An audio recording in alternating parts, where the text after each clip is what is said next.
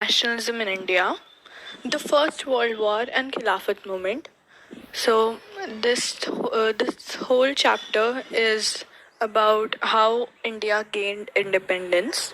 So we know that India was a colony of the Britishers, but due to some reasons, we started to oppose the ruling of Britishers and we started to get a sense of collective belonging.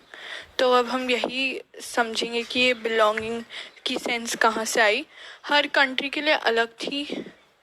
अब हमें colony बना रखा था Britishers ने, but उन्होंने बहुत सारी चीज़ें की जिससे कि हम उनसे अपोज करने लगे हम उन्हें.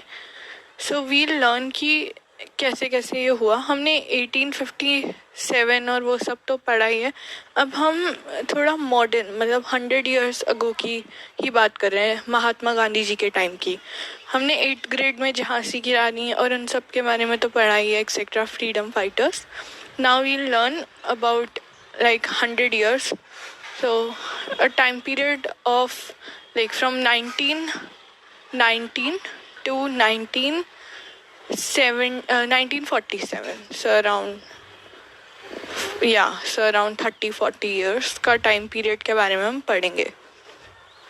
Now the First World War and Khilafat movement. Effects of the First World War. The First World War led to a huge increase in defense expenditure. आप लोग सोच रहे होगे कि वर्ल्ड वॉर कहाँ से आ गया. हम लोगों ने तो पार्ट नहीं लिया था वर्ल्ड वॉर में, इंडिया ने, बट ब्रिटेन ने लिया था पार्ट और ब्रिटेन की हम कॉलोनी थे, तो उन्होंने उसका फ़ायदा उठाया. अब वहाँ पे वर्ल्ड वॉर में बहुत ज़्यादा एक्सपेंडिचर इंक्रीज़ हो गया था डिफेंस पे, क्योंकि लड़ने जा रहे थे तो ऑब्वियसली वेपन्स के लिए, सोल्जर्स के खाने के लिए the whole defence expenditure was increased. Now तो अब वो उसको कैसे फाइनेंस कर रहे थे. उन्होंने वॉर लोन्स लिए लोगों से, मतलब बाहर दूसरी कंट्री से ब्रिटेन ने लिए, और हमारे से उन्होंने हमारे ऊपर जो टैक्सेस है वो इंक्रीज कर दिए. Custom duties were raised and income tax was introduced to raise extra revenue. हमारे ऊपर उन्होंने income tax लगा दिया, custom duties भी raise कर दी. income tax पहली बार हमारे ऊपर introduce हुआ था. ये क्यों किया? ताकि हमसे उनको extra revenue generate हो. Prices of items increased during the war years. जो चीज़ें थी उसका प्राइस वॉर में हमें पता ही है कि चीज़ों की कमी हो जाती है तो प्राइजेस उनके इंक्रीज हो जाते हैं. तो वॉर के टाइम पे डबल हो गई थी prices of the things. The prices doubled between 1913 and 1918. The common people were the worst sufferers because of the price rise. और हमें पता है they were doing force recruitment, which means कि हमारे लोगों को ही लेके जा रहे थे इंडिया से ताकि वो ब्रिटेन के लिए लड़ें इन द वॉर. सो और उससे फिर और भी प्रॉब्लम्स हो रही थी, क्योंकि अब अगर घर के उस टाइम तो main were the main like पैसे वही कमाते थे उस time. Women usually did the घर का काम. I am not being patriarchal, I mean just it was the truth. तो मैं नहीं कह रही वुमेन काम नहीं करती थी. सो अब मेन इन चीज़ों का काम बर्डन किस पे आ जाता था. अगर मैन चले जाएंगे वॉर में तो वुमेन को ही घर संभालना पड़ता था, प्लस उनको पैसे भी कमाने बाहर जाना पड़ता था, तो डबल द वर्क, राइट. उससे भी बहुत प्रॉब्लम आई. इसके बाद वाइड स्प्रेड एंगर हो गया इसकी वजह से, राइट. अब हमें लगा कि इससे बुरा क्या हो सकता है, बट क्रॉप फेलियर भी हो गया इंडिया में और शॉर्टेज ऑफ फूड हो गई. ऑल्सो वो लोग हमारा फूड लेके जाते थे बाहर, तो इंडिया में कैसे, मतलब वो हमारा बहुत सारा फूड शिप्स में लेके जाते थे, इसीलिए इंडिया में भी कमी हो गई थी. ऊपर से इन्फ्लुएंजा एपिडेमिक आ गया जिससे और प्रॉब्लम बढ़ गई. According to the 1921 census, about 12 to 13 million people died because of famine and epidemic. Influenza भी आ गया, वो एक epidemic था जिससे 12 to 13 million people died. Okay? Now we have the entry of the revolutionary, the greatest of them all, Mr. Manmohan Karamchand Gandhi. He was kind of like a revolutionary in a sense because he brought a lot, he gave a lot to India. So when he came in 1915 and he came with the idea of satyagrah. Mahatma Gandhi advocated a noble method of mass agitation called satyagrah. Mass agitation means बहुत सारे लोगों का इकट्ठा होना. So and like kind of agitated. They protest sometimes. This method was based on the idea that if someone is fighting for a true cause, there is no need to take a recourse to physical force or to fight the oppressor. So, this contains the idea of non-violence. The idea of satyagraha comes with the notion of non-violence. Gandhiji believed that a satyagrahi could win a battle through non-violence, i.e. without being aggressive or revengeful. So his idea was कि अगर कोई सच्चा है, if you know that you're right, you do not need to use physical force. अगर आप सच्चे हो तो आपको दूसरे को पीठ पिटा के नहीं अपने आप को प्रूव करना कि आप सच्चे हो or that you're right. It comes naturally through the idea of non-violence. Some early satyagraha movements are organized by Gandhiji. Now he did a lot of movements, right? He did Satyagraha movements. अब उनमें से 3 बहुत important सत्याग्रह के movements हैं. That is peasants movement in Champaran in 1917. The first movement is peasants movement in Champaran in 1917. Champaran is in Bihar. So it revolved around the idea of indigo plantation system. Sorry for that. I thought someone was behind me. Getting back to the point. Peasants movement in Champaran in 1917. This was against the indigo plantation system.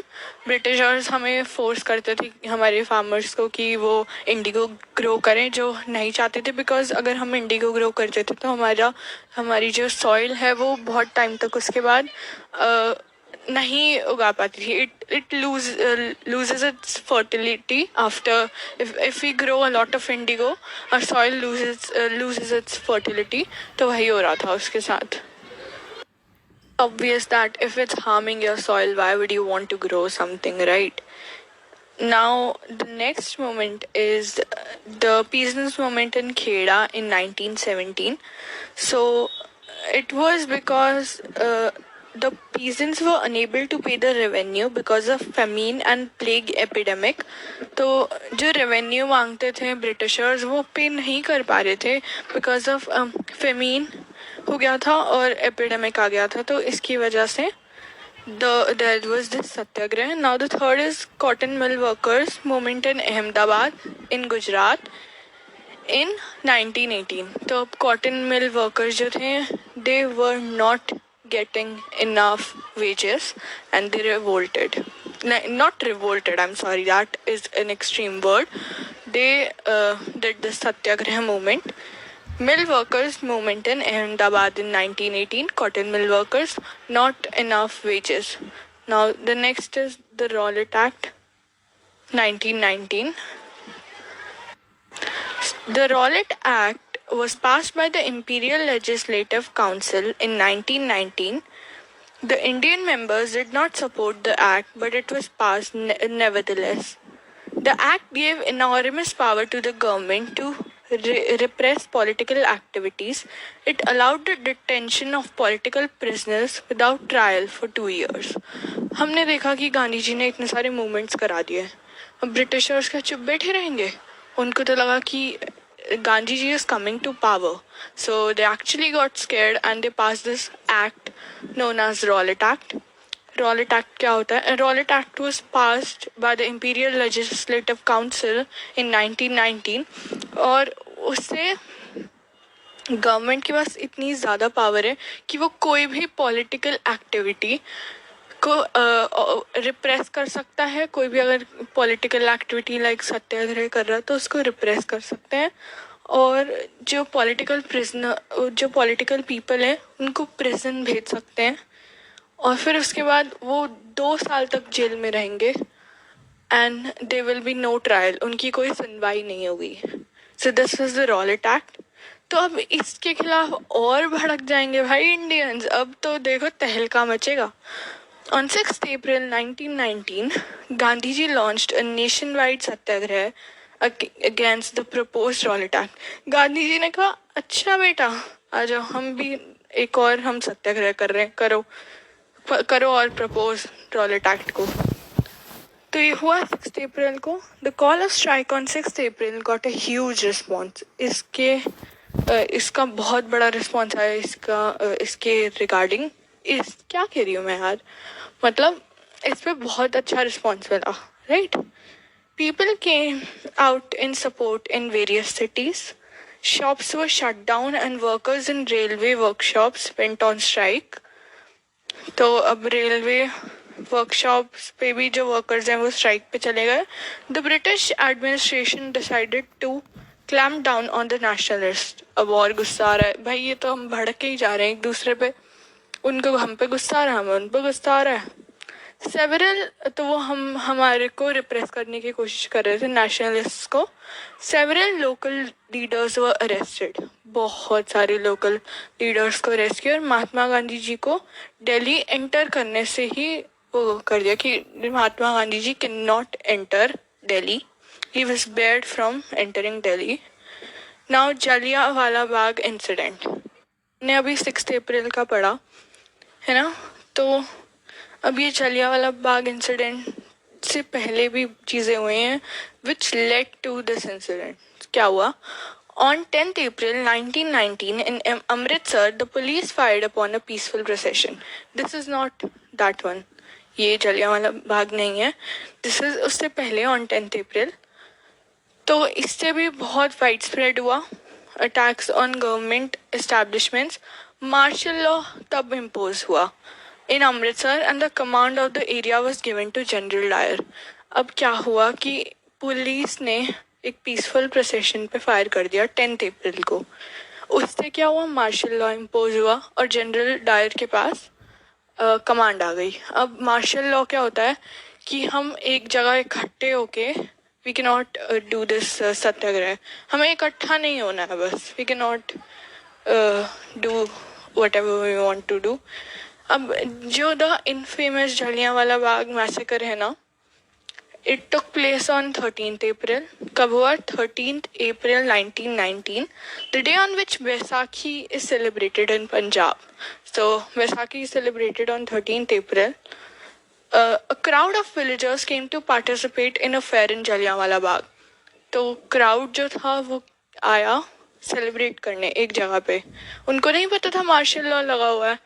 This was enclose from all sides. ये जो जगह थी ये चारों मतलब almost all side से enclose थी और बहुत नैरो थे एंट्री पॉइंट्स. जनरल डायर ने मेन ब्लॉक मतलब मेन एग्जिट पॉइंट को ही ब्लॉक कर दिया और ओपन फायर कर दिया पूरे क्राउड पे. Hundreds of people were killed in the incident. Public reaction इस पे तो और बुरा पब्लिक रिएक्शन आया, राइट. इस पे और बुरा पब्लिक रिएक्शन आया. A violent turn in many North Indian towns. North Indian towns ने तो इतना रिवोल्ट किया अगेंस्ट ब्रिटिशर्स और उन्होंने भी हम पे बहुत ब्रूचुअल हुए. फिर Britishers were so brutal on us. So this was Jallianwala Bagh. We know this is a very sad incident and what Britishers did to us was I do not know what to say. It was extreme to say nonetheless. Now we will move to Khilafat movement. Okay, अभी तक हमने क्या क्या पढ़ लिया है. First we read about the First World War, उसके effects. उसके बाद हमने आइडिया ऑफ सत्याग्रह पढ़ा. फिर हमने रॉलेट एक्ट पढ़ा. फिर हमने जलियांवाला बाग इंसिडेंट पढ़ा. हमने रॉलेट एक्ट के बाद जो लोगों ने प्रोटेस्ट किए वो भी पढ़े. अब हम स्टार्ट करने जा रहे हैं खिलाफत movement. The Khilafat movement the Khilafat allowed Gandhiji to bring the Hindus and Muslims on a common platform. The Ottoman Turkey was badly defeated in the First World War. अब ऑटोमन एम्पायर था, हमने अपने पिछले chapter में पढ़ा है history के ही, the rise of nationalism in Europe में. सो हमने एक second, I just saw really beautiful card, let me just watch it and then we'll continue. Getting back to the point, the Ottoman Turkey was badly defeated in the First World War. Ottoman Turkey, spiritual head of the Muslims. Muslims बहुत ज़्यादा मानते थे उनको Britain ने badly defeat कर दिया. हमने पढ़ा है कि ऑटोमन एम्पायर कहाँ का था, टर्की का. ओके, हमने लास्ट चैप्टर में पढ़ा हिस्ट्री के. तो इसमें क्या हुआ कि इससे मुस्लिम्स बहुत हर्ट हुए. अब ब्रिटेन ने कहा कि हम बहुत हार्श ट्रीटी को इम्पोज करेंगे आपके स्पिरिचुअल हेड ऑटोमन पे और खलीफा पे. उनको क्या कहते थे, खलीफा. The spiritual head was called खलीफा. और खलीफा पे हम बहुत ऑपरेसिव सिस्टम लगाएंगे और इनको बहुत हार्श तरीके से ट्रीट करेंगे.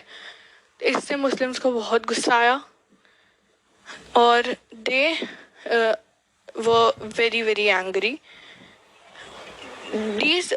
There were rumors about a harsh peace treaty likely to be imposed on the Ottoman emperor who was the spiritual head of the Islamic world. Spiritual head थे Islamic world के खलीफा. अच्छा, तो इसके regarding अब हम पूछ रहे होगे तुम लोग कि कहाँ पहुँच गए भाई हम. तो हम इसके रिगार्डिंग क्या हुआ, एक खिलाफत कमेटी बनाई बॉम्बे में मार्च 1919 में खलीफा को डिफेंड करने के लिए. हर जगह पे जहाँ पे भी मुस्लिम थे लोगों ने ऐसी कमिटीज बना रखी थी. This committee had leaders. तो इंडिया की कमिटी के लीडर्स कौन थे, मोहम्मद अली और Shaukat Ali. They also wanted Mahatma Gandhi to take up the cause to build a united mass action. अब गांधी जी ऑल्सो रिस्पेक्टेड खलीफा, so he saw this as an opportunity. So at the Calcutta session of the Congress in September 1920, the resolution was passed to launch a non-cooperation Khilafat movement in support of Khalifa and also for Swaraj. Khilafat के लिए और Swaraj means freedom. एक united वो बनाएंगे cooperation movement जिससे कि हम fight कर सकते हैं दो very important causes which combined Hindus and Muslims. Okay? Gandhiji wrote this book called Hind Swaraj in 1909. Mahatma Gandhi declared that British rule was established in India with the cooperation of Indians. Gandhiji said कि अगर हम cooperate नहीं करते British rule कभी नहीं आता. In his book Hind Swaraj, which was published in 1909, and the British rule has only survived because of this cooperation. अगर Indians cooperate करना refuse कर दें तो फिर ब्रिटिश रूल जो है वो कोलैप्स कर जाएगा. 1 साल के अंदर ही उन्होंने कहा कि कोलैप्स कर जाएगा और Swaraj which means freedom would come. Gandhiji believed that if Indians begin to refuse to cooperate, the British rulers will have no other way than to leave India. वो कह रहे हैं कि अगर लोग cooperate करने से ही मना कर दें तो फिर हम then there will be no other way. अगर हम cooperate ही नहीं करेंगे तो ब्रिटिशर्स को जाना ही पड़ेगा. तो some of the proposals, अब हम बात करें नॉन कॉपरेशन मूवमेंट के बारे में. हमने पिछले उसमें पढ़ा था कि खिलाफत एक नॉन कॉपरेशन खिलाफत मूवमेंट सोचा था कि लॉन्च करेंगे और फिर at the Calcutta session of the Congress एक रेजोल्यूशन पास हुई थी सितंबर 1920 में जिसमें वो लॉन्च करने की बात की थी नॉन कॉपरेशन मूवमेंट की. अब हम सम प्रपोजल्स देखेंगे कि नॉन कॉपरेशन मूवमेंट के प्रपोजल्स क्या थे. हमें क्या करना था नॉन कॉपरेशन मूवमेंट को फॉलो करने के लिए. जो फर्स्ट है surrender the titles which were awarded by the British government. British government जो है लोगों को बढ़ा चढ़ाने के लिए, सिर पे चढ़ाने के लिए, ताकि हम लोग उनकी बातें मानते रहे, उनको बोल देती थी, कुछ टाइटल्स दे देती थी। रविंद्रनाथ टैगोर को भी मिला हुआ है एक टाइटल ऐसा। तो उन्होंने कहा कि अगर वो आपको टाइटल्स दे रहे हैं और आप उन्हें एक्सेप्ट कर रहे हो, तो फिर आप उनके अपोज कैसे जा सकते हो? आपको अपने टाइटल्स वापस देने होंगे। आप लोगों को एंटाइटल्ड नहीं रहना किसी चीज़ के लिए, आपको अपने टाइटल्स को वापस देना है। सेकंड है boycott civil services, army, police, courts, legislative councils and schools. जो जो सारे सिविल सर्विसेज हैं वो सब किसके अंडर आती थी? ब्रिटिश रूल के, ब्रिटिश गवर्नमेंट के। आर्मी, पुलिस, कोर्ट्स में भी तो वही लोग थे ना, वही तो सुनवाई करते थे नॉल। और स्कूल्स भी उन्होंने बनाए थे, so we had to leave all those positions. Now third is boycott of foreign goods. This is an obvious one. हमें जो भी बाहर से फॉरेन गुड्स आ रहे हैं उनका यूज़ नहीं करना है, स्वदेशी बनिए, एंड बाकी सारे कपड़ों को या चीज़ों को जला डालिए एकदम। Do not use them, boycott them, sorry. Launch full civil disobedience campaign. एक पूरा सिविल डिसोबीडियंस का कैंपेन लॉन्च होगा अगर गवर्नमेंट ने रिप्रेसिव मेजर। अभी तो देखो नॉन कॉपरेशन और सिविल डिसोबीडियंस में सिविल डिसोबीडियंस आगे आएगा, ठीक है। नॉन कॉपरेशन का मतलब है कि हम कॉपरेट नहीं करेंगे। कॉपरेट मतलब, नॉन कॉपरेशन मतलब हम कॉपरेट नहीं करेंगे। सिविल डिसोबीडियंस मतलब हम डिसोबे भी करेंगे। तुम्हारे रूल्स को हम नहीं फॉलो करेंगे वो अलग होता है, पर तुम्हारे रूल्स को हम तोड़ेंगे वो अलग होता है ना। हम एक तो है हम एक चीज़ को फॉलो नहीं करते। फॉर एग्जाम्पल हमें बोला है 2 चोटी बनाने के लिए, एक तो है कि हम नहीं बनाएंगे, दूसरा है कि हम 2 चोटी तो बिल्कुल ही नहीं बनाएंगे, ऊपर से हम एक बहुत ही जो स्कूल कोड के बिल्कुल ही खिलाफ है वो करेंगे, मैसी बन बना के चले जाएंगे और whatever. This is just an example, you get the point. So this is the difference between non cooperation and civil disobedience. और हमने बोला कि अगर नॉन कॉपरेशन अच्छे से नहीं फॉलो हुआ तो हम अगर हमारे ऊपर रिप्रेशन हुआ तो हम full on civil disobedience movement launch कर देंगे। अब differing strands within the movement, ये जो मूवमेंट कर रहे थे ये सबके लिए अलग मीन करता था। द नॉन कॉपरेशन खिलाफ मूवमेंट जो बिगिन हुआ था जनवरी 1921 में, इसमें वेरियस सोशल ग्रुप्स ने पार्टिसिपेट किया था, बट सबकी इसके बिहाइंड अलग एस्पिरेशन थी। सब इससे कुछ अलग चाहते थे, सब एक ही चीज़ नहीं चाहते थे, ठीक है। और all of them responded to the call of Swaraj. Swaraj का मीनिंग भी सबके लिए डिफरेंट था, ये हम आगे पढ़ेंगे। Awadh, the peasants movement in Awadh was led by Baba Ramchandra. जो पीजेंट्स मूवमेंट था अवध में, पहले हम अवध के बारे में पढ़ रहे हैं, वो बाबा रामचंद्र ने स्टार्ट किया था। बाबा रामचंद्र कौन थे? वो एक सन्यासी थे सॉरी, और he had earlier worked in Fiji. अब वो उन्होंने पहले कहाँ काम किया, मतलब एक्चुअली उनके साथ क्या हुआ था, उनको कहा गया था कि हम आपको बाहर लेके जाएंगे एंड आपको काम करवाएंगे, राइट, मतलब आपको अच्छे पैसे मिलेंगे। बट फिर उनको एक इंडेंचर्ड लेबर बना दिया था when he was sent into Fiji. तो उनको फिर अनयूजुअल वर्किंग आवर्स और बहुत ज़्यादा काम करवाते थे and he did not get right wages. तो kind of like slave but not in the sense. तो ऐसे ही करते हैं, हमने सुना है मलेशिया में भी तमिलनाडु के बहुत लोग गए हैं and they were not able to come back, right. तो फिर वो वहीं सेटल हो गए, अब उनकी सारी पीढ़ियाँ वहीं पे हैं, right. Okay, this topic is from 2.2 page number 7 of our NCERT history book, rebellion in the countryside। मैं पहले rebellion in the countryside पढ़ा रही हूँ और फिर मैं movement in towns पढ़ाऊँगी। There's no difference, okay। तो rebellion in the countryside का जैसे मैंने अभी बताया अवध है एक, there's discussion about Awadh. The second is discussion about tribal peasants. और थर्ड डिस्कशंस है हमारी वो अबाउट द वर्कर्स जो प्लांटेशन में थे। Okay, and now let's start. तो मैंने अवध का आपको जैसे अभी बताया कि बाबा रामचंद्र थे, उन्होंने लीड किया था, उनके साथ क्या हुआ था, and he was leading this. ये मूवमेंट उन लोगों के अगेंस्ट था, तालुकदार्स थे जो, और जो लैंडलॉर्ड्स थे, और जो डिमांड करते थे बहुत हाई रेंट्स या हाई रेवेन्यूज लोगों से, और उन मतलब छोटे पीजेंट से, और उनसे बेगार करवाते थे any payment, without any payment. और जो वहाँ के पीजेंट्स होते थे, small peasants, they did not have any security of tenure. उनको कभी भी उनके जो लैंड पे वो काम कर रहे होते थे उससे कहीं और भेज देते थे, बिकॉज ऐसा कहा जाता था कि अगर इनको यही लैंड दे देंगे तो they will grow accustom to it, उनको लगेगा ये उनका ही लैंड है। तो इनको पीरियोडिकली, कभी भी, नॉट इवन पीरियोडिकली, कभी भी they were told to shift lands and got placed from one land to another to work.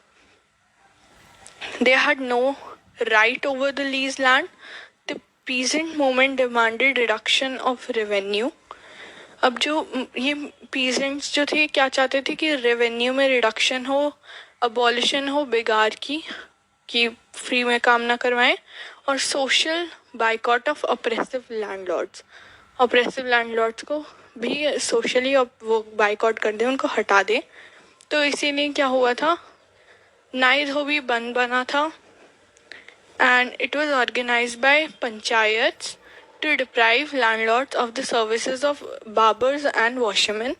नाई धोबी, नाई क्या होता है बार्बर्स, और वॉशरमैन क्या होता है धोबी। तो उनको उनसे कहा गया था कि नाई धोबियों से कहा गया था कि वो इन लैंडलॉर्ड्स के घर पे ना काम करने जाएं। So they were deprived of these basic services. In June 1920 Jawaharlal Nehru began going around the villages in Awadh, talking to the villagers and trying to understand their grievances. By अब गांधी जी नहीं, जवाहरलाल नेहरू जी और बाबा रामचंद्र ने और थोड़े और लोगों ने मिलके क्या बनाई थी, औध किसान सभा। और एक मंथ में ही इसकी 300 ब्रांचेस खुल गई थी विलेजेस में, उसी वहीं के रीजन्स में।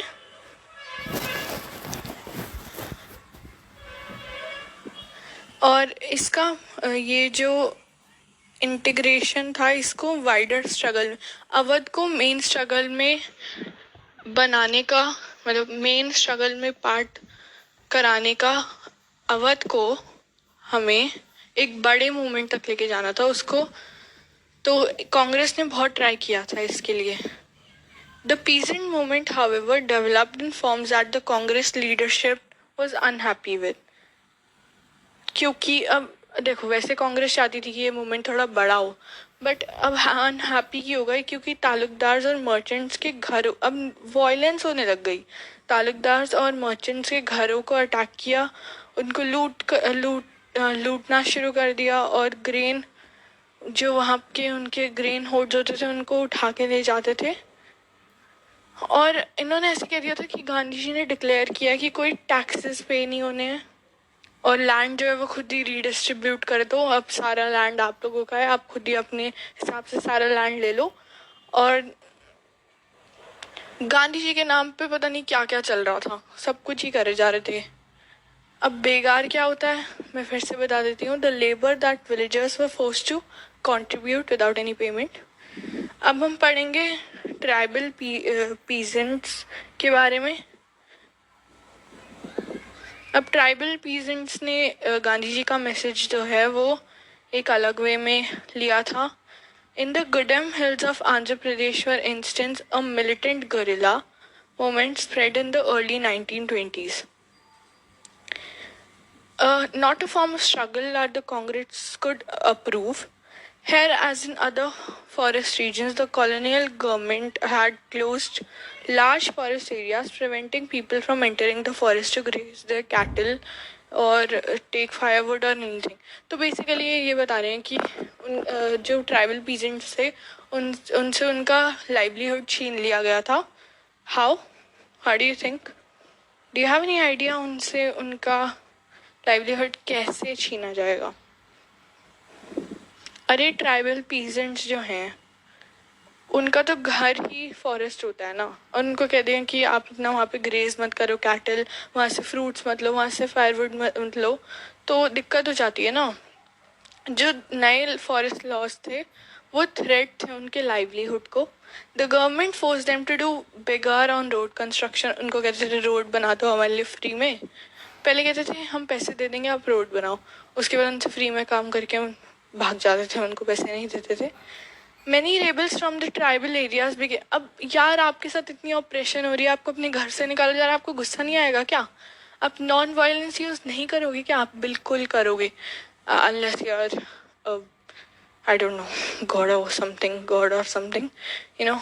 Now, not only were their livelihoods affected, but they felt that their traditional rights were being denied. हाँ, उनके जो ट्रेडिशनल राइट्स थे वो तो बहुत पहले से उस जगह पे थे ना। अब कहाँ से कोई अंग्रेज आके कहीं यहाँ से हट जाओ भाई तुम लोग, तो हमें तो गुस्सा आएगा ही ना।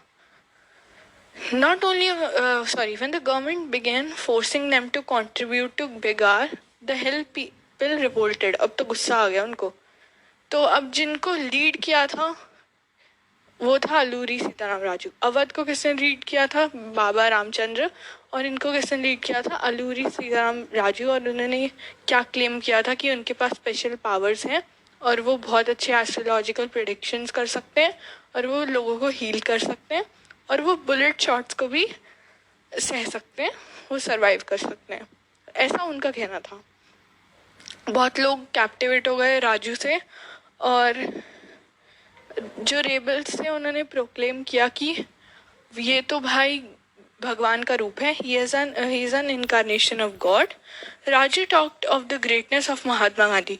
राजू कहता था कि sorry I don't know if I am offending somebody, but Raju said that Mahatma Gandhi जो थे वो काफ़ी अच्छा काम कर रहे हैं, और he was also inspired by the non cooperation movement. और उसने लोगों को परस्यू किया कि वो खादी पहने और ड्रिंकिंग को छोड़ दें। बट वो एक बहुत मेन बात से डिसअग्री करते थे महात्मा गांधी की, जो थी नॉन वायलेंस। ही सेड कि नॉन वायलेंस के बिना कुछ नहीं होगा। The Gudem rebels attack police stations. The Gudems sorry एक second the Gudem attempted to kill Britishers and carried on guerrilla warfare for achieving Swaraj. अब क्या हुआ, राजू जी जैसे वो कैप्चर हो गए थे और उनको फिर मार दिया था और वो एक फोक हीरो बन गए। ठीक है, अब हमने ये कंट्री साइड के बारे में पढ़ रहे हैं। अभी हम लास्ट है 2.3 स्वराज इन द प्लांटेशंस। अब वर्कर्स जो थे उनकी भी अपनी खुद की अंडरस्टैंडिंग थी महात्मा गांधी की और स्वराज की नोशन के बारे में। प्लांटेशन क्या होता है? एक जगह जहाँ पे प्लांट्स नहीं, आई मीन जैसे कॉफ़ी है तो बहुत लार्ज स्केल पे कॉफ़ी ग्रो हो रही है हर जगह, तो उसे प्लांटेशन कहते हैं। For plantation workers in Assam, freedom meant the right to move freely in and out of the confined space in which they were enclosed। तो वहाँ के जो स्वराज उनके लिए क्या थी, जो प्लांटेशन वर्कर्स थे, कि वो एक स्पेस से फ्रीली मूव कर पाए, अपने घर फ्रीली जा पाए, उनको इंक्लोज ना कर दें एक जगह पे। And it meant retaining a link with the village from which they had come. तो उनको इतना भी राइट नहीं था कि वो अपने विलेज जा पाए, उनसे कनेक्शन कर पाए। Under the Inland Immigration Act of 1859, plantation workers were not permitted to leave the tea gardens without the permission, and in fact they were rarely given such permission. उनको परमिशन के बिना वहाँ से जाना अलाउड नहीं होता था और इनको रेयरली वो परमिशन मिलती थी। When they heard of the non-cooperation movement, thousands of workers defied the authorities, left for the plantation and headed home. उनको लगा कि भाई महात्मा गांधी जी तो गुंडे हैं, इन्होंने सब सेट करा दिया, हम चलते हैं, हमें कुछ नहीं होगा। बट अनफॉर्चुनेटली क्या हुआ कि उनको रेलवे पे पकड़ के मार दिया और वापस भेज दिया। They believed that Gandhi ji was coming and everyone would be given land in their own village. उनको लगा अब उनको बाहर काम नहीं करना पड़ेगा, उनको अपनी लैंड में मतलब अपने घर में विलेज में लैंड मिल जाएगा. They, however, never reached their destination. Stranded on the way by a railway and steamer strike, they were caught by the police and brutally beaten up. Brutally, sorry. Now, however you pronounce it. The visions of these movements were not defined by the Congress program. वो interpret Congress सबने अपना interpret Swaraj को अलग वे से कर लिया. सबको लगा कि अब तो सारी सफरिंग्स खत्म हो जाएंगी. Yet when the tribals chanted Gandhiji's name and raised a slogan demanding Swatantra Bharat, they were also emotionally relating to an all-India agitation. When they acted in the name of Mahatma Gandhi or linked their movements to that of the Congress, they were identifying with a movement which went beyond the limit of their immediate locality. ठीक है, अब Chauri Chaura movement होता है और महात्मा गांधी जी halt कर देते हैं non cooperation movement को, क्योंकि चौरी चौरा मूवमेंट में क्या होता है, चौरी चौरा इज इन गोरखपुर. एक पीसफुल डेमोन्स्ट्रेशन एक वॉयलेंट क्लैश के रूप में तब्दील हो जाती है और फिर 11 पुलिस कर्मी वो मर जाते हैं. बट दिस इज ये बाद में होता है. ये मेन रीज़न है कि वाई नॉन कॉपरेशन बंद हुई थी. बट हमने ये तो पढ़ा ही नहीं नॉन कॉपरेशन इन टाउन्स, तो अब हम non cooperation movement in towns भी पढ़ लेते हैं. This is a very small topic, इसलिए मैं लास्ट में ले रही हूँ, मतलब बाद में ले रही हूँ. The movement started with the middle class participation in the cities. Thousands of students left government-controlled schools and colleges. Headmasters and teachers resigned and lawyers gave up their legal practices. सबने अपने अपने काम धंधे छोड़ दिए. उन्होंने कहा ठीक है, महात्मा गांधी जी कह रहे हैं हम कर देंगे. उन्होंने सबने अपनी पोजीशन छोड़ दी. The council elections were boycotted in most provinces except Madras. लोगों ने काउंसिल इलेक्शंस भी बाइकआउट कर दिए कि ठीक है, बट मद्रास में नहीं हुआ क्योंकि जस्टिस पार्टी को लगता था कि हम एक ही वे से जा सकते हैं, उसमें हम एक ही तरह से गवर्नमेंट बना सकते हैं अगर हम पॉलिटिकल वो करें, वरना तो सारे ब्राह्मण जी रूल करते रहेंगे. इसलिए बस एक एक्सेप्शन था मद्रास, बाकी किसी ने भी काउंसिल इलेक्शंस में पार्ट नहीं लिया. The effects of non-cooperation on the economic front were more dramatic. Economic front पे नॉन कॉपरेशन ने तहलका मचा दिया. Foreign goods were boycotted. पता ही है, लिकर शॉप्स पिकेटेड, मतलब लिकर शॉप्स के आगे लोग खड़े हो जाते थे और प्रोटेस्ट करते थे, और जो भी जाता था फिर उसको अंदर नहीं जाने देते थे. एंड देन पीपल को लगता है ना कि बेइज्जती हो रही है यार, ये सारे तो खड़े हैं. फॉरेन क्लोथ्स को ह्यूज बॉनफायर्स में बर्न किया जाता था. और जो इम्पोर्ट है 1921 से 1922 के बीच में हाफ हो गया.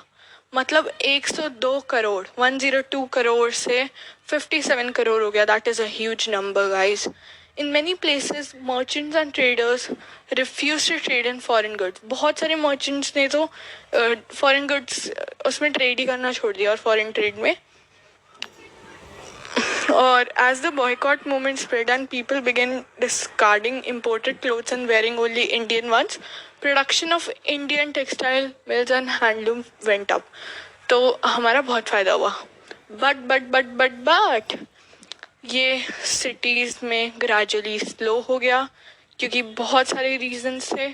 खादी क्लोथ बहुत महंगा था, तो अब गरीब कैसे अफोर्ड कर सकता है यार.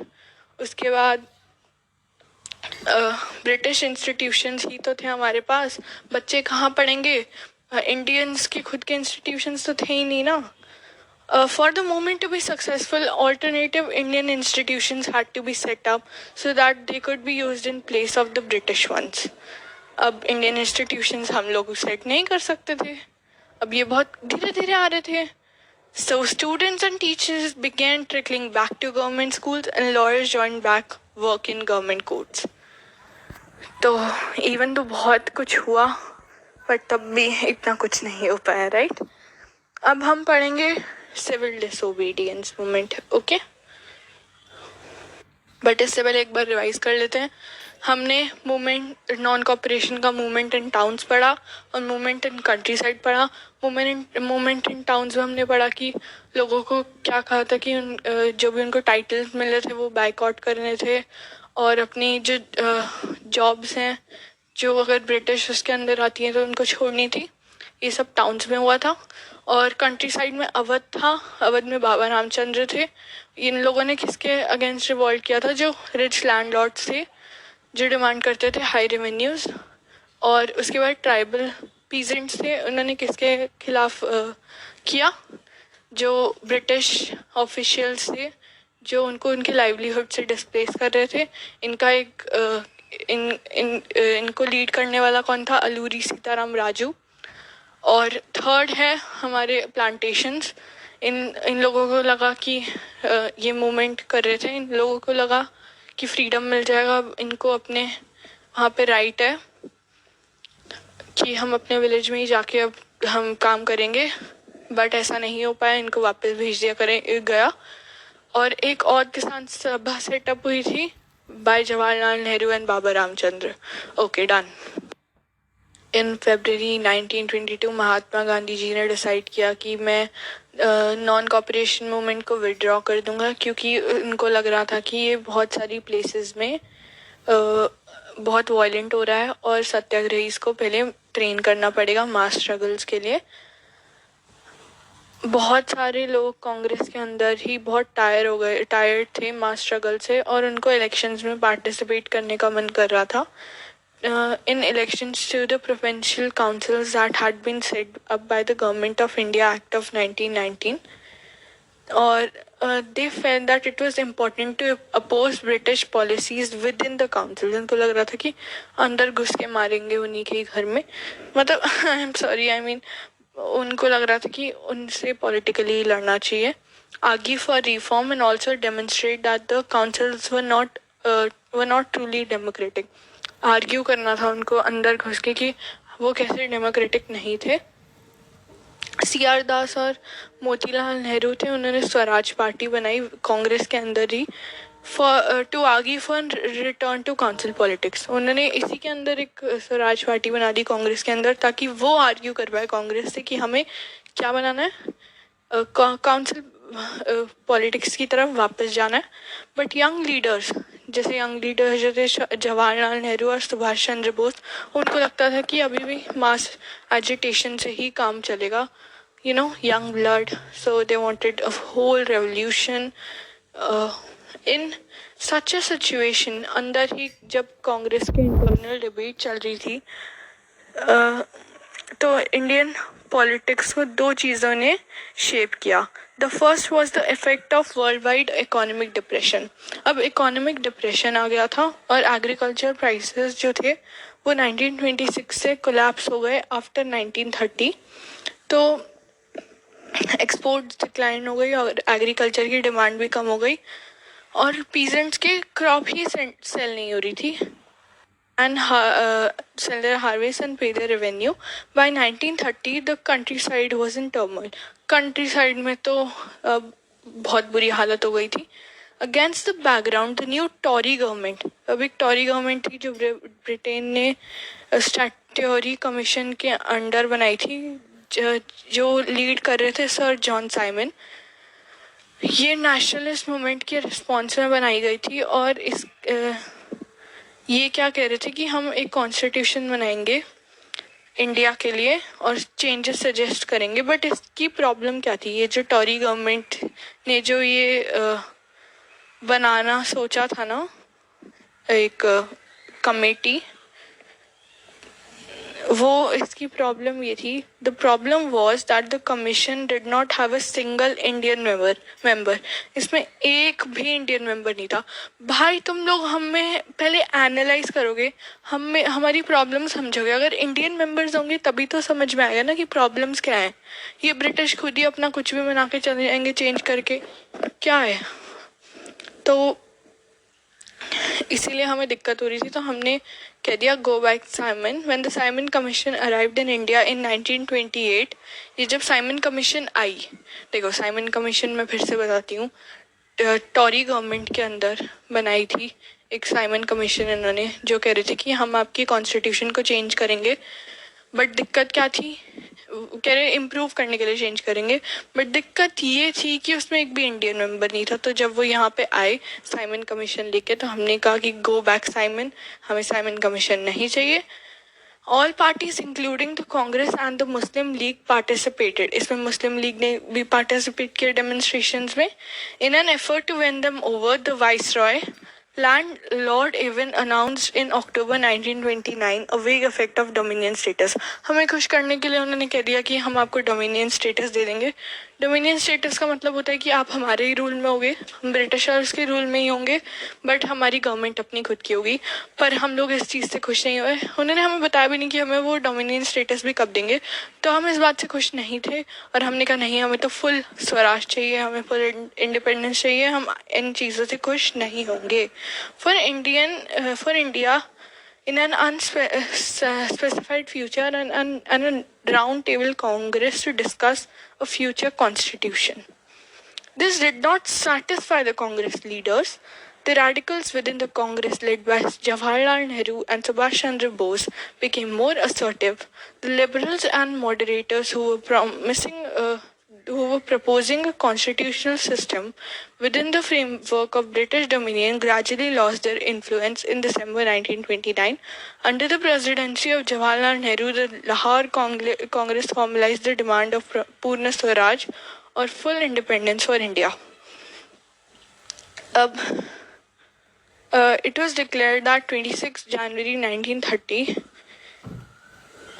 तो अब क्या हुआ कि और कांग्रेस ने फॉर्मलाइज कर दी डिमांड पूर्ण स्वराज की। उन्होंने कहा हाँ, तो ऐसा डिक्लेयर किया जवाहरलाल नेहरू ने कि 26 जनवरी 1930, क्योंकि ब्रिटिशर्स का जो इन्फ्लुएंस था वो ख़त्म हो रहा था, हम लोग उनकी बात नहीं मान रहे थे।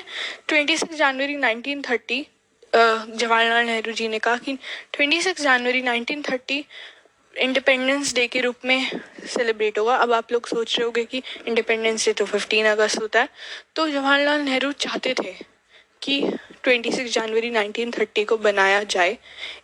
अब इंडिपेंडेंस डे, अब हम असली में तो आज़ाद 15 अगस्त को हुए थे ना, तो इसीलिए अब हमें 26 जनवरी को एक रिमार्केबल डे हमें याद करने के लिए हम उसे अब रिपब्लिक डे के तौर पे बनाते हैं, even the constitution was ready before that. Okay, this is just an interesting fact, nothing more.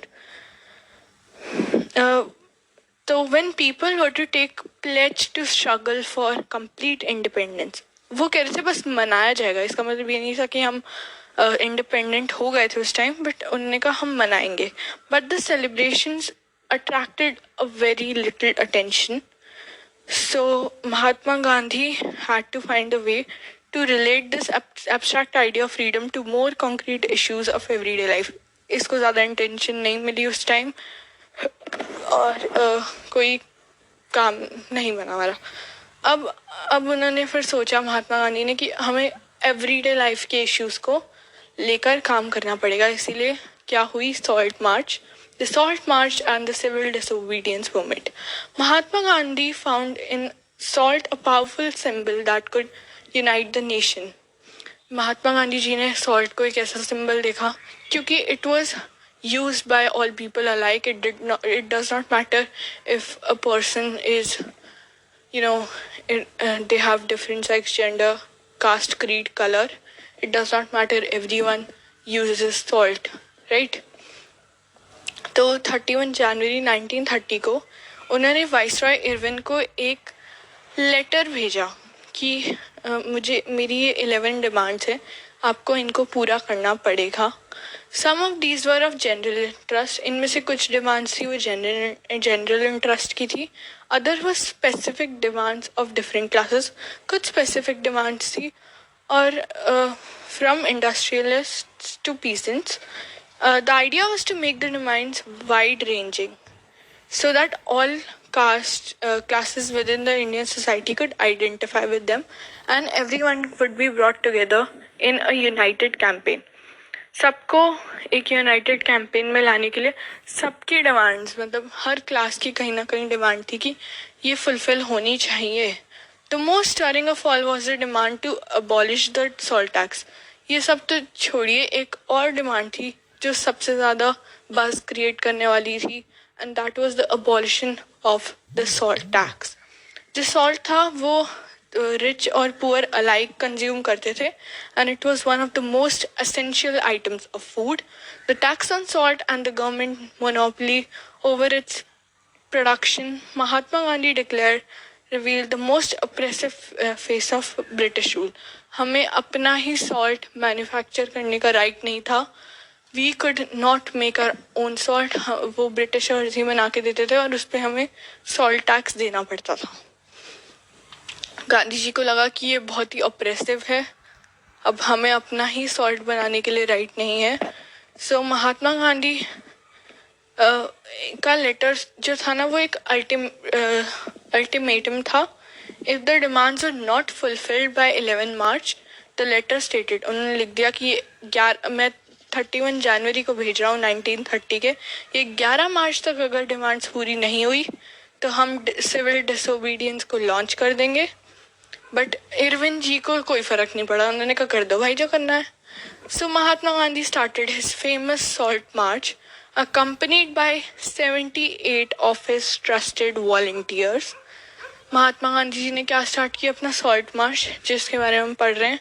तो ये 240 माइल्स की थी और हर दिन ये 10 माइल्स चलते थे. इन्होंने स्टार्ट कहाँ से किया ये? फ्रॉम गांधी जी's ashram in Sabarmati to Gujarati coastal town of Dandi. Sabarmati ashram से ही started and he went to Gujarati coastal town of Dandi. The volunteers walked for 24 days. देखो टोटल कितने 240 चल रहे हैं. 240 डिवाइडेड बाय 24 10, तो हर दिन कितना 10 माइल चल रहे हैं. 24 डेज के लिए 10 माइल चल रहे हैं. टोटल 240 माइल्स चले. Thousands came to hear Mahatma Gandhi whenever he stopped, wherever he stopped, and he told them what he meant by Swaraj. ये 10 माइल के बाद रुक जाते थे and they like took rest. वहाँ पे लोगों को ये बताते थे what स्वराज का मीनिंग क्या था and urged them to peacefully defy the British. बहुत सारे लोग इनको सुनने आते थे. On 6 April he reached Dandi. 6 अप्रैल को ये पहुंच गए डांडी और इन्होंने क्या किया? Ceremonially violated the law. ठीक है.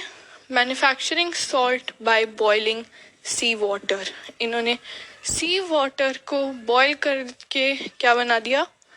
सॉल्ट बना दिया, मैन्युफैक्चर कर दिया. ये बिगिनिंग थी सिविल डिसोबीडियंस मूवमेंट की. अब ये बताओ ये कैसे डिफरेंस है नॉन कॉपरेशन मूवमेंट से? मैंने आपको बताया ही था ये पहले भी. People were now asked not only to refuse cooperation. अब आपको खाली refuse नहीं करना cooperation. They have to defy the laws. They have to break the colonial laws. Thousands in different parts of the country. देखो वो ये कब हुआ था? Non-cooperation was in 1921, 1922 के around, and this is in 1930. Civil disobedience. Okay, thousands in different parts of the country broke the salt law. बहुत लोगों ने हर जगह मैन्युफैक्चर करने लग गए सॉल्ट, इंडिया के लोग, and demonstrated in front of the government salt factories. हम लोग अपनी सॉल्ट फैक्ट्रीज बनाने लग गए. As the movement spread, foreign clothes were boycotted and liquor shops were picketed. Peasants refused to pay revenue and chowkidari taxes. Village officials resigned, and in many places, forest people violated forest laws, going into reserved forest to collect wood and graze cattle. Okay, ये सब हुआ. Worried by the developments, the colonial government began arresting the Congress leaders one by one. अब ये लोग डर गए. इनको लगा अब तो हमारा कुछ नहीं हो सकता, अब तो पकड़ना पड़ेगा इनको. तो अब कांग्रेस लीडर्स को पकड़ने लग गए. ये बहुत वायलेंट क्लैशेस हुई. अब्दुल गफर खान जो थे वो एक बहुत डिवोट प्रिंसिपल थे, मतलब डिसिपल थे सॉरी, महात्मा गांधी जी के बहुत फॉलो करते थे अब्दुल गफर खान जी महात्मा गांधी जी को, और उनको अरेस्ट कर दिया था अप्रैल 1930 को. और एंग्री क्राउड्स जो थे डेमोन्स्ट्रेटेड इन द, तो पेशावर में बहुत लोग एंग्री हो गए और उन्होंने पुलिस फायरिंग हुई और बहुत कुछ हुआ, बहुत लोग मर गए और 1 महीने बाद गांधी जी को भी अरेस्ट कर लिया गया।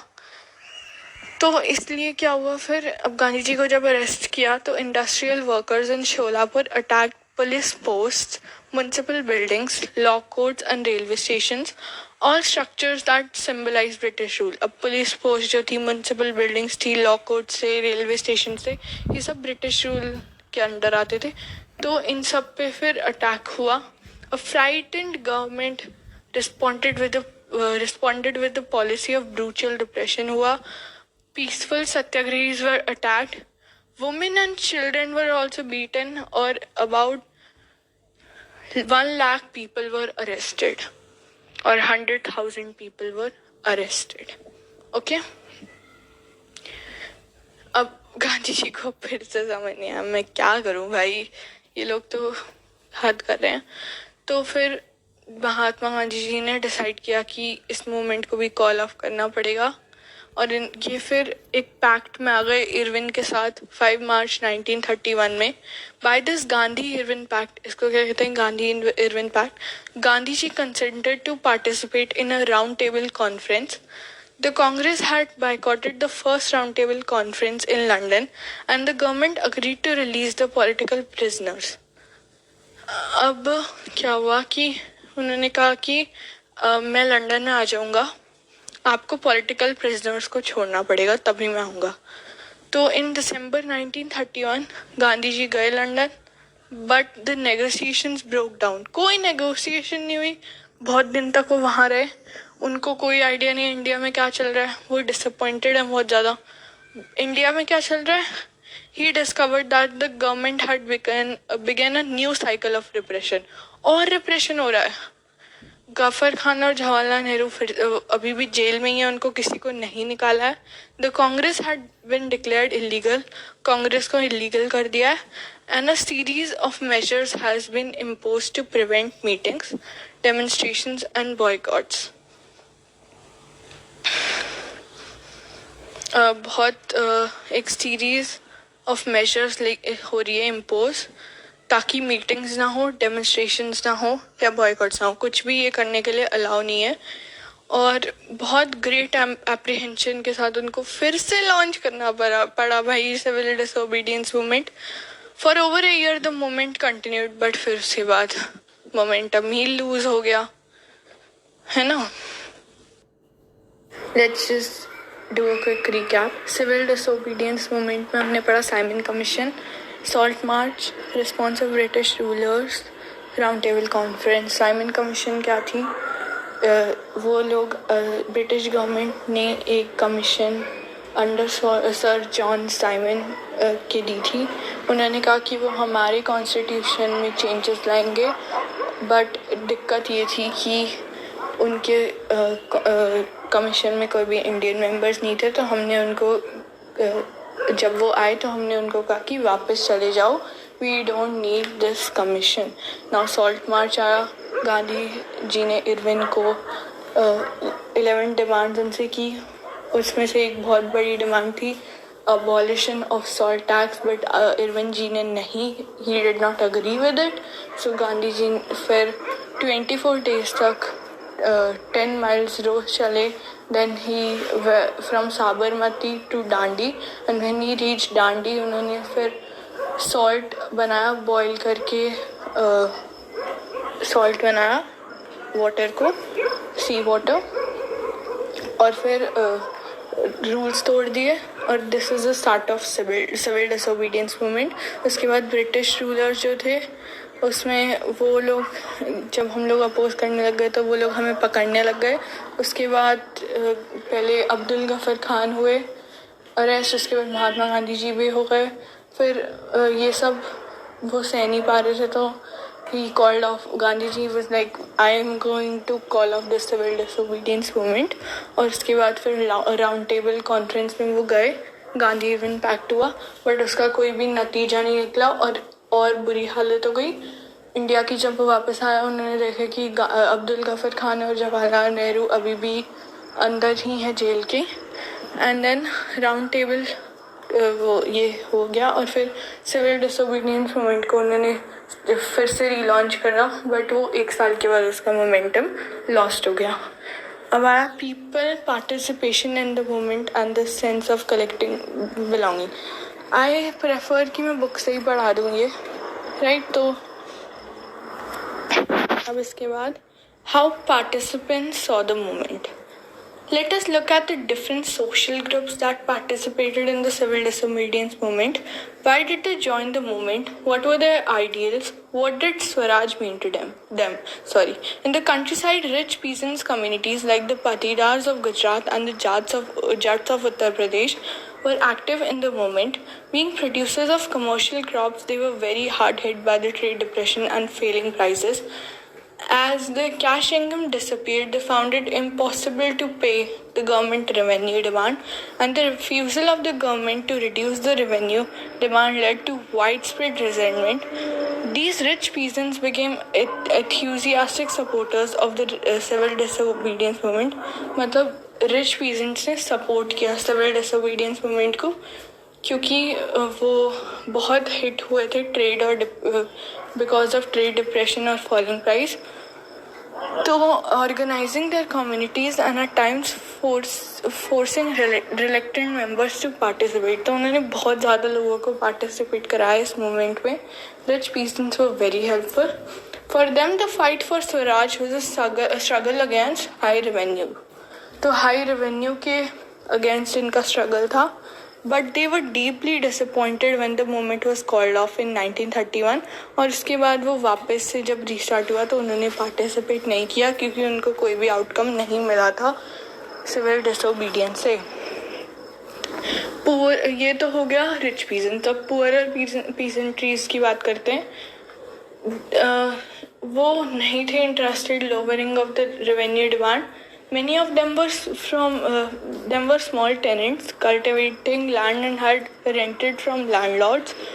As the depression continued and cash incomes dwindled, the small tenants found it difficult to pay their rent. They wanted the unpaid rent to the landlord to be remitted. They joined a variety of radical movements, often led by socialists and communists, apprehensive of raising issues that might upset the rich peasants and landlords. The Congress was unwilling to support no rent campaign in most places. अब ये चाहते थे कि landlord, देखो कांग्रेस को वैसे mainly पैसे landlord से ही मिलते थे, ठीक है. ये लोग चाहते, तो ये कांग्रेस कहीं ना कहीं लैंडलॉर्ड्स की साइड थी. अब जो पुअर पीजेंट्स थे वो चाहते थे कि नो रेंट मांगा जाए. मतलब पीजेंट्स जो थे वो लैंडलॉर्ड्स के वहाँ काम करते थे, बट बहुत ज़्यादा मतलब पैसे नहीं आ रहे थे, तो वो पे नहीं कर पा रहे थे लैंडलॉर्ड्स को, ठीक है. दे वर अनएबल टू पे लैंडलॉर्ड्स, और वो चाहते थे कि वो जो रेंट है वो उनको पे ना करना पड़े, तो वो नो रेंट कैंपेन करते थे. बट ये कांग्रेस इस चीज़ के सपोर्ट में नहीं थे, तो फिर पुअर पीजेंट्स का ज़्यादा वो नहीं हुआ पार्टिसिपेशन इन दिस मूवमेंट, ठीक है. So the relationship between the poor peasants and the Congress, it was remained uncertain. It was not sure कि कैसा